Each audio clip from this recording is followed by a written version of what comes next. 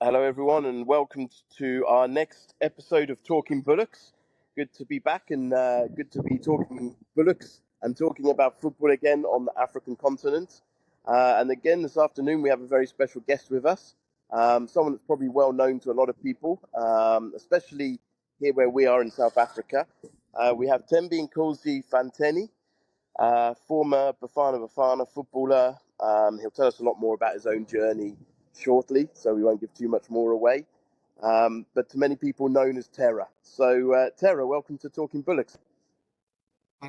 Great. Now, it's good to be talking to you, mate. Look, as I said, I think a lot of people know who you are, but let's just go sort of back to the beginning, especially for those that don't know that much about you, and just tell everyone a little bit about your background, when you were growing up, and how did you first when did you first start playing football?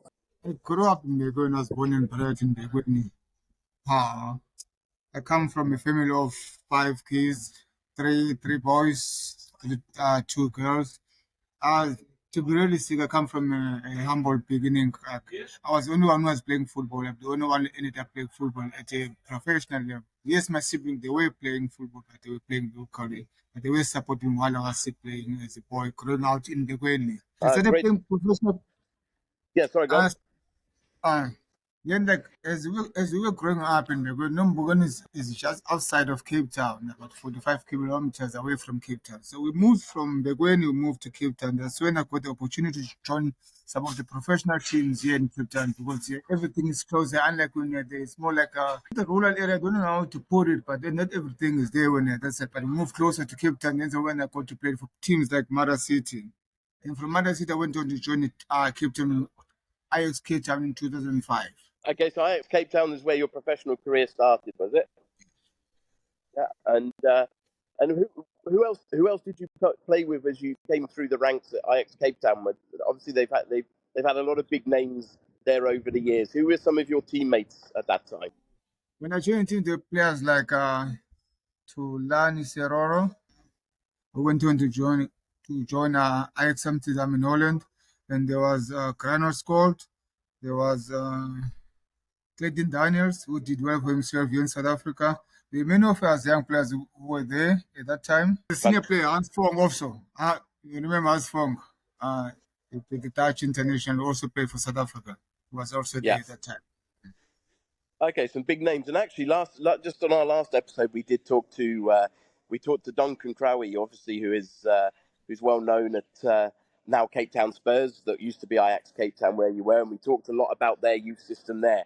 From your experiences at Ajax Cape Town, what makes it so special? Why did they manage to produce players, so many big names there? What they did right there at Ajax, they get them at a very young age.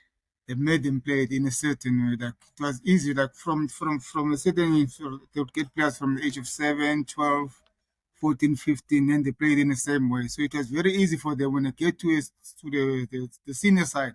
It was nothing new for them because they've been doing it for years. The system is the same from the under 12 to the senior side. They play the same way. Brilliant. And then after Ajax Cape Town, you actually also went to Europe, right? Moved to Maccabi Haifa in Israel, that everybody knows is a big club. They regularly play in UEFA competitions. How did that move happen? After joining Ajax Cape Town, I think I did well in my first season. Then in my second season, towards the end of the season, I was invited by Maccabi Haifa. They were looking for a striker, and then I got a call from my manager at the time who said, no, this team is interested in signing you, so you have to go there. But they already have 5 foreigners at the time, but they could only take 5 foreigners this season. So they went there, they look at them, they said, okay, it's fine, they are satisfied with everything. I must go back to South Africa when the transfer window reopens, and then everything will be sorted. So that's how my move to Israel came about. Okay, amazing. And did you get to play in European competitions as well? Your Champions League or your UEFA Cup or Europa League, whatever, as it is known now? When I was in Maccabi Haifa in that season, we won the league. So when you win the league with your local team, for example, I was in Israel, we won the league. So automatically we qualified to go and play in the Champions League. So unfortunately, I came back at that time to come up when the season ended. When the season was supposed to reopen for following season, I went and joined South Africa to represent my country. unfortunately, I lost my passport. So when the team went for pre-season to go and prepare for the Champions League, I couldn't go with the team. So I had to stay behind. So I was loaned back to South Africa to join Orlando Pirates. Okay, so you actually missed out on playing the Champions League because you lost your passport, right? That's sad, very sad that. But how did you? But you had a good record in Europe. I saw you scored, I think, close to sort of 20 goals, I think, in your season there. I think about 17 goals, if I remember rightly. How did you manage to adapt so easily to playing in Israel? A different When I first continent, joined, different country, different yes, cultures. the weather is in Africa is hot, but that side is something else. It was hot. But I was fortunate enough because when I got there, the South African was there already, so it made things easier for me. To know the country better, you could take me to places after training and stuff like that. So yeah, but it wasn't easy at the beginning, but I managed to get it right because with the quality also in the team, when you have the quality with the team that as a striker, it makes it easy for you because you make the right move, the ball is there, you make the next you, man. Okay, and then you obviously when you came back or around the same period that you were in Israel and then came back again was obviously the lead up to the 2010 World Cup that was held here in South Africa, and we'll come on to that in a minute. But you were also part of the AFCON team, I think, in 2008 and the Confederations Cup in 2009 as well. That was obviously played a year ahead of the World Cup as they normally do. Uh, what was your time like with the Bafana national team, and what was it like playing in those two big competitions? It was a great experience for me, but it is at that level. Yes, it was overwhelming, but I was used to it because as a youngster, I also represented South Africa under 20. So I was kind of used to be away from home because I used to go from Cape Town, go and spend some time in Johannesburg. So it was nothing new for me. But playing for Bafana Fan, it was a big thing for me because good to play with big guys we used to watch on TV. Because the international players there as well, like Benny McCarthy, and all of those guys were there. Like all of a sudden, sharing the same change room with them. It was very interesting. And it was a great experience for me. Brilliant. And then when it came to the 2010 World Cup, did you have hopes that you would be in the squad for the World Cup? There's obviously a historic World Cup was held in South Africa. Were you hopeful that you would be in the squad for that? I was hopeful because when we played in the Confederation Cup, I was a starter. Like I was in Mm. the first 11. So uh, during the preparation, I was always there. I was always called up to come and represent the country. When the confederation that was so when you're in the confederation, that means like 90% of the squad will be in the team. So my chances were high, and I was a starter. Like I was in the starting lineup. But unfortunately, I was after that. I went into Paris. I couldn't play because of injuries. The whole season I was always out, so I couldn't be selected.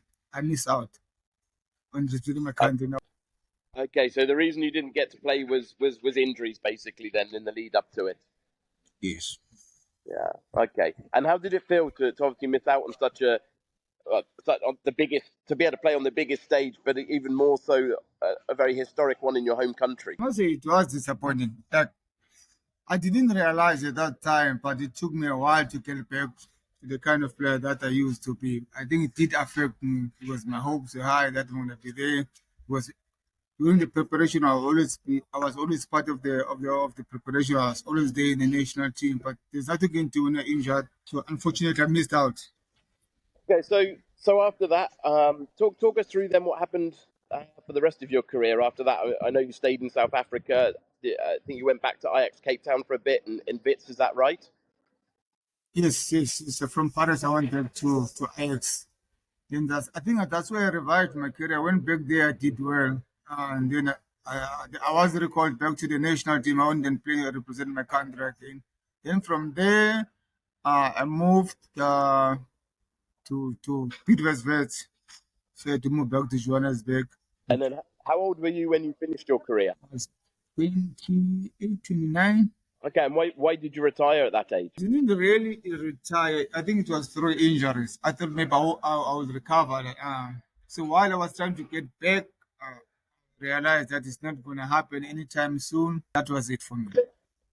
Okay, yeah, sad, and obviously for a lot of players, a post match, sorry, a post career can be very difficult for former professional players, especially maybe some like you who had to finish earlier than you had planned to.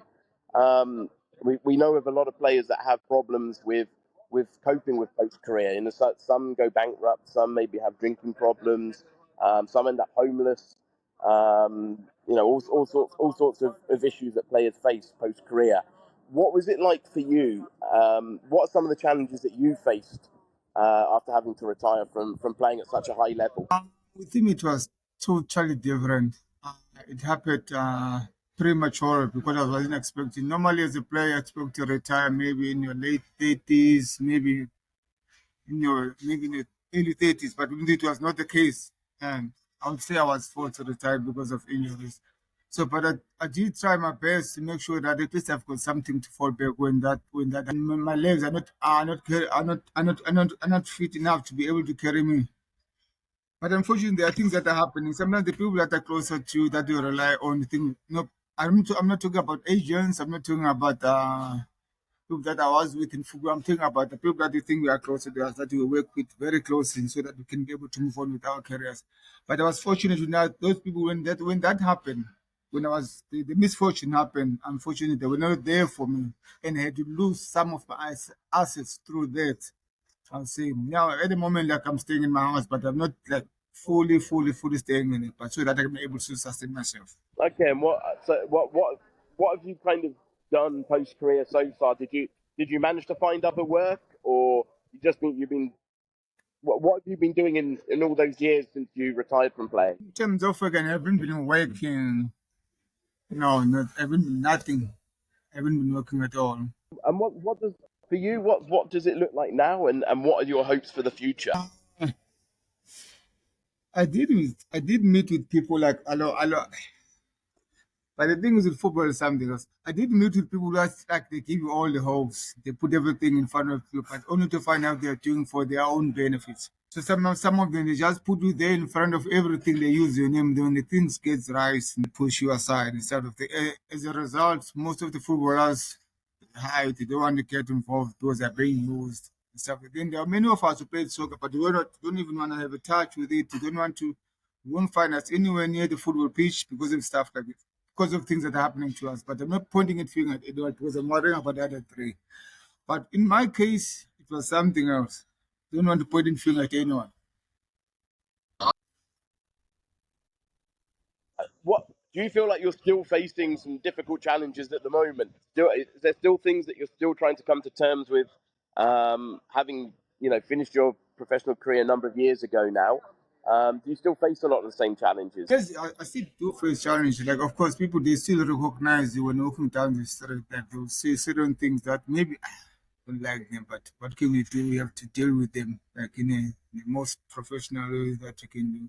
But you do face challenges because the life is no longer the same. But you have to do what you have to do to be able to survive. Can we expect to see Terra back in football in some capacity in the future? Yes, I would love that. I would love to get back in football in whatever way, as long as it's got to do with football. Because that's the only thing I know. I've always been in football. I played football from a very young age. I didn't do much. And so, yes, I went to school, but not for I didn't finish everything because I had to stop like because of football. But I'd like to continue football. I have to continue my life with football. But there are certain things, but sometimes you need to work with the right people to get to the right places. But sometimes we're unfortunate. Yeah, and for maybe young players now, players who are just at the start of their careers, or maybe even players who maybe are coming towards the end of their careers, having experienced what you've experienced, what would your advice be to them to make sure that they don't have the same problems and the same challenges as you and many others have had at the end of their careers? What they can say is that they must enjoy football as much as they can and try and make sure that they associate themselves with the right people. And make sure also they include their parents, not ask the right question to the right people. Because sometimes it's not guaranteed what's going to happen. Nobody knows what's going to happen in the future. But they must stay humble, play football for the love of it, do the right things. Because they're human beings. Brilliant. Well, thanks so much for your time today, Tero. We really appreciate it. It's really good to hear about your journey, what's happened to you post football, and what your hopes are for the future. And hopefully a lot of footballers out there will kind of be able to learn from your journey, and we're really hoping we'll see you back in the game soon. And we're looking forward to seeing what you get up to in football, because we know you've still got a lot you can give to the game. So thank you so much for joining us today. It's a pleasure.